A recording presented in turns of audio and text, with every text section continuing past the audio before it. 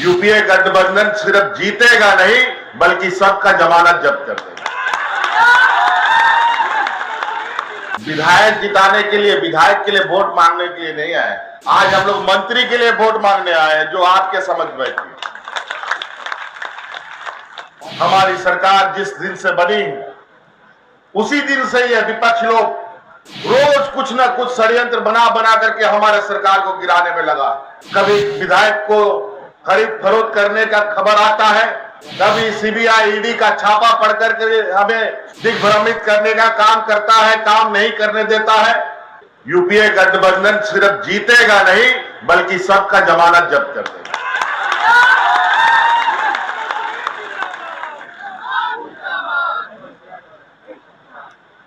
आज हम लोग यहां पर विधायक जिताने के लिए, विधायक के लिए वोट मांगने के लिए नहीं आए।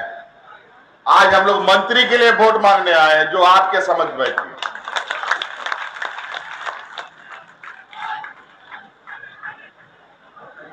हम लोग मान सम्मान स्वाभिमान की राजनीति करते हैं।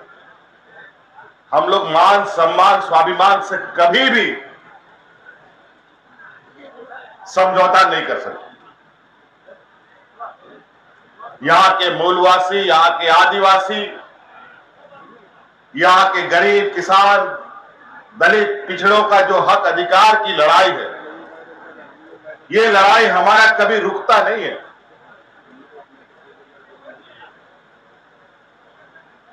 हम लोग हक अधिकार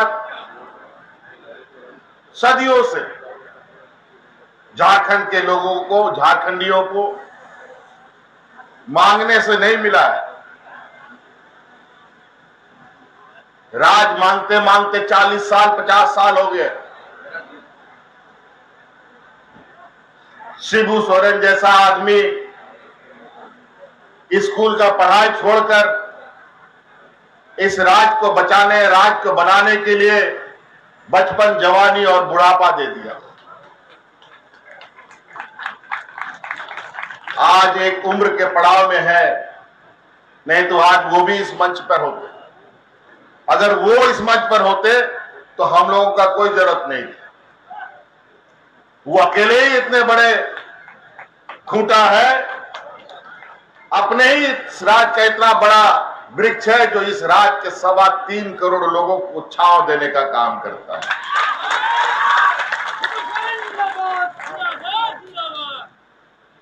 आज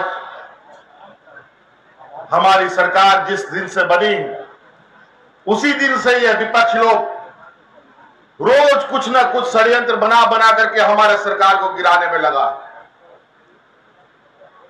कभी विधायक को खरीद फरोख्त करने का खबर आता है, कभी सीबीआई ईडी का छापा पढ़ करके हमें दिग्भ्रमित करने का काम करता है, काम नहीं करने देता है। और साथ साथ में इस राज्य में जो चुनौती आती रही है, कोरोना जैसे, सुखाड़ जैसे चुनौतियां भी बीच में हम लोगों ने देखा। लेकिन इतना विपरीत परिस्थिति में भी हमारी सरकार ने जिस तरीके से काम किया है, और खासकर डुमरी के जो मंत्री थे भाई जगन्नाथ महतो, जिसको टाइगर भी आप लोग कहते थे,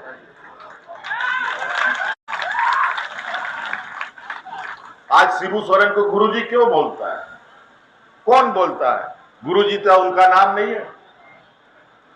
तो उसी तरीके से जो हमारे बड़े भाई थे जगन्नाथ महतो जी,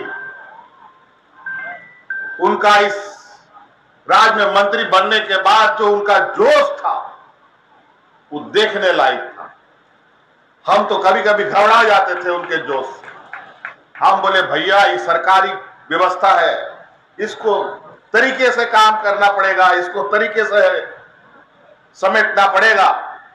ये ऐसा घोड़ा है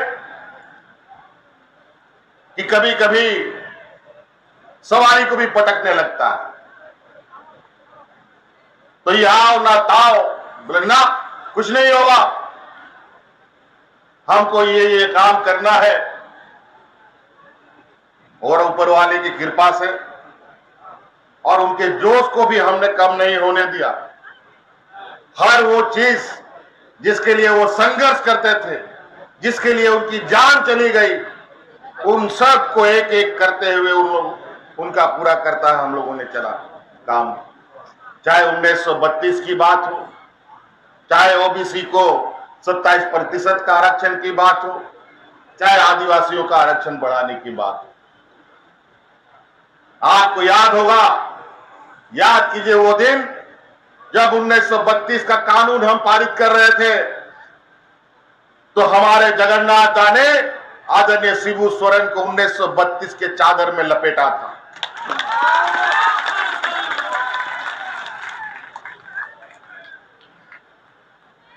इनका जोश हमको पता भी नहीं चला कब चले गए, और गुरुजी से आशीर्वाद ले लिया।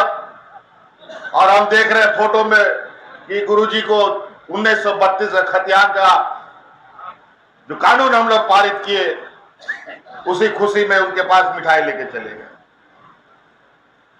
लेकिन आज डबल इंजन की सरकार नहीं है। यही वजह है कि आज 1932 के कानून को लागू होने में ये लोग राजनीतिक अड़चने डाल रहे हैं।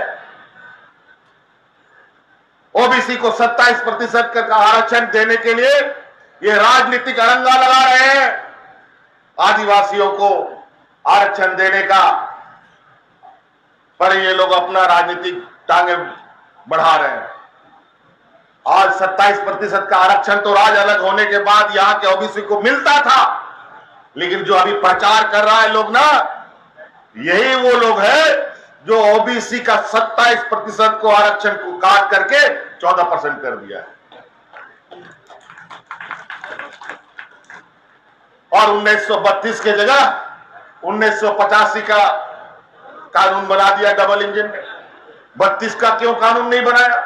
कल ही कहीं हम व्हाट्सएप फेसबुक में देख रहे थे कि आजसू के नेता कह रहे थे कि हाँ, हम लोगों ने 1985 पास किया है, तुम लोग 1932 का पास करके दिखाओ। अरे बोले, अरे बेईमानों, डबल इंजन की सरकार ने 1985 पास किया था, सिंगल इंजन ने तो 1932 का कानून बना के पास किया। लेकिन ये आधा रास्ता तय कर चुका है। अब आने वाला 2024 के चुनाव में अब हम लोग की डबल इंजन की सरकार बनेगी और 1932 का कानून पास होगा। चिंता मत कीजिए। फिर भी कानून नहीं पास होने के बावजूद भी वर्तमान में जो हम लोग नौजवानों को यहां सरकारी नौकरियां दे रहे हैं और गैर सरकारी नौकरी दे रहे हैं, उसमें 90 से 95% हमारा यहां का आदिवासी मूलवासी नौजवानों को नौकरी दे रहे हैं। अभी कल परसों ही गैर सरकारी संस्थानों में, बड़े बड़े उद्योगों में, टाटा मोटर्स में, एल&टी में, इंफोसिस में, LIC में जैसी बड़ी कंपनियों में लगभग 10,500 लड़के लड़कियों को हम लोगों ने नियुक्ति पत्र दिया और 10,500 में से 9,500 बच्चा जो यहां का था, यहां का आदिवासी दलित पिछड़ा नौजवान था। लेकिन वो भी धीरे धीरे और कम करने का प्रयास करेंगे जहां बाहर से लोग यहां। एक बार में ये कोई जादुई छड़ी नहीं है।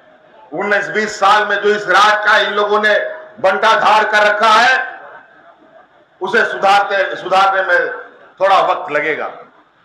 और इस बीच में सरकार गिराने का भरकस कोशिश, बहुत कोशिशें हुई, और इस राज्य में हमारी सरकार में 2019 के बाद जितना उपचुनाव हम लोगों ने देखा है, वह इतना उपचुनाव किसी भी 20 सालों में नहीं हुआ। और इन उपचुनाव में, सभी उपचुनाव में हमने विपक्ष को पटकनियां देने का काम किया।